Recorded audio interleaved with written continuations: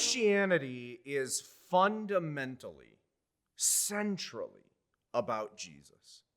It's not about me. It's not about you. My goal, our goal as believers, is to hold on to Jesus with all of our might and to hold on to everything else more loosely. In order to see this, we're going to work through the Bible, the worldview that the Bible articulates, and we're going to follow this pattern of 4 Ds in order to see how it all sort of hangs together, how it all works. So our drama related to Jesus, related to who he is, the nature of Jesus, the drama, the data is gathered from the Gospels. There are 4 Gospels, Matthew, Mark, Luke, and John. And in them we are told that Jesus is the eternal Son, that he's the eternal Word by whom the Father created the universe. In John, we're told that Jesus is the Lamb of God who takes away the sins of the world. In the other 3 Gospels, Matthew, Mark, and Luke, they're focused more on the relationship between Jesus and the history of Israel. How Jesus really is the fulfillment of all the promises and prophecies, of all of the signs and symbols given to the people of Israel throughout their history up to the coming of Jesus. So in the Gospels, that's where we get the drama, that's where we get the data, the details, the facts about who Jesus is. Now, we take that drama and we put it in the form of doctrine, right? We uncover, we see the deep, deep truths and meaning of all of those facts recorded for us in the Gospels. And the doctrine that we get here is this: Jesus is God. He claimed he was God, right? Jesus does only things, right? Or he does things that only God can do. Right? He claims to be David's Lord. He forgives sins. He claims to be Lord of the Sabbath. He calls himself I am Yahweh. He accepts Thomas's confession of my Lord and my God. The Jewish leaders said that he claimed to be God. They were not ignorant of this, right? They understandably knew that what Jesus was doing was claiming to be God. And Jesus was sentenced to death for claiming to be God. Jesus rose from the dead. He died. There was an empty tomb. The disciples at that time believed he rose from the dead. We have the testimony of women, which is kind of unheard of. Women weren't believed. Why is the testimony of women included in the drama, in the doctrine? Well, because the best explanation for why the testimony of women is included is because women were really there.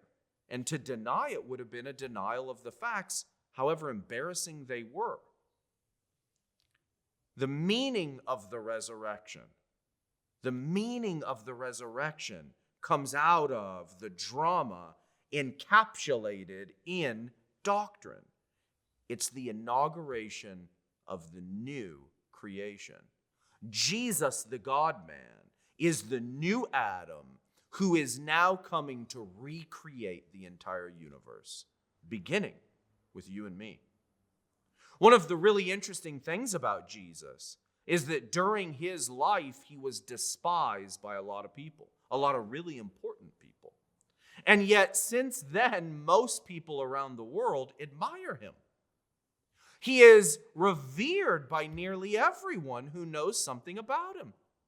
But this curiosity is actually troubling. There's something problematic here. Admiration of Jesus without adoration of Jesus, that is, thinking that he's great while denying that he is God, turns out to be incoherent. Let's see why. You've probably all heard a version of the argument that I'm going to give. It's called the liar, lunatic, Lord argument. So here it goes. Step 1. Jesus is either a liar, a lunatic, or the Lord.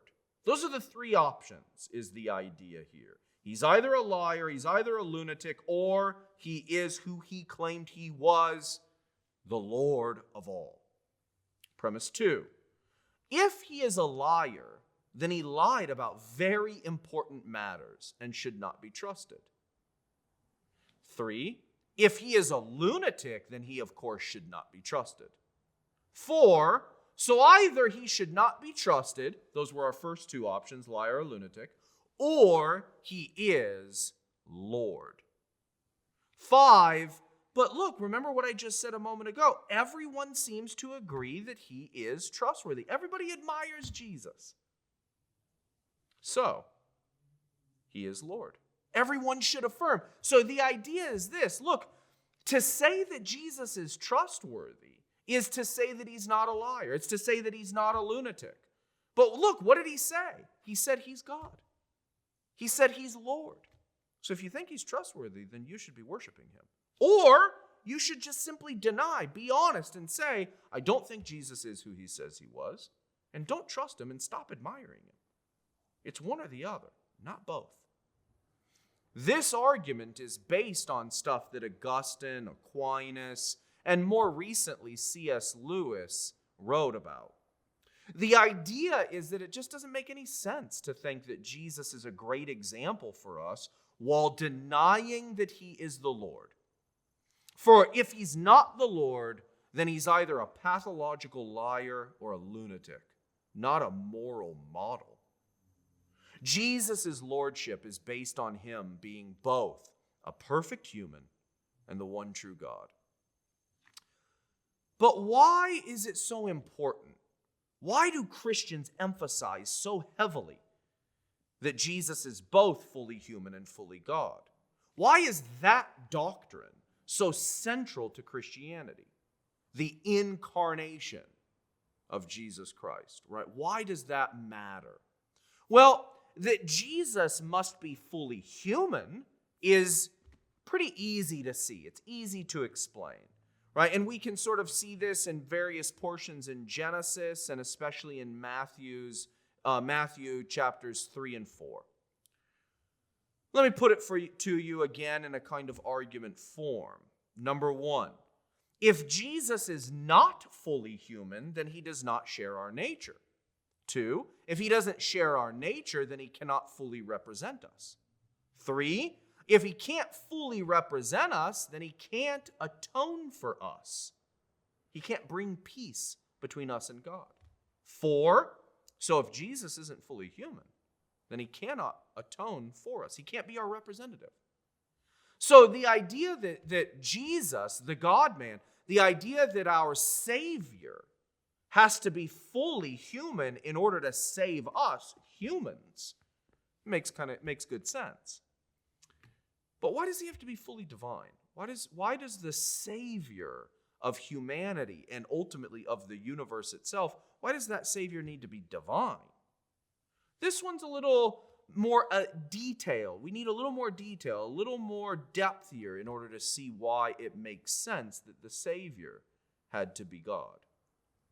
And I think there's a few different ways of doing this. So I'm going to give you 3 different ways of seeing why the Savior of mankind and ultimately the universe really did have to be God incarnate. First, it's fitting. The incarnation, the idea that God becomes a human being, he takes on human nature. That's the incarnation. The incarnation fits with the story of creation. The goal all along was for the whole creation, and humans in particular, to be united to God in a marriage-like relationship. Or perhaps better, as friends. God's will in heaven is to be identical with God's will on earth. The story of the history of the universe in general, and of humans in particular, is the story of things moving closer and closer to God, and the story of things moving farther and farther from God. Jesus being fully human and fully God is the perfect instance of that unification that all of the creation is heading towards. God and creation are completely unified in Jesus. So our being united to Jesus just is our being united to God. It is the fulfillment of the point and purpose of creation. So that Jesus, the Savior, needed to be fully God, fully divine. It's fitting, it fits with everything else that we know. It's also beautiful.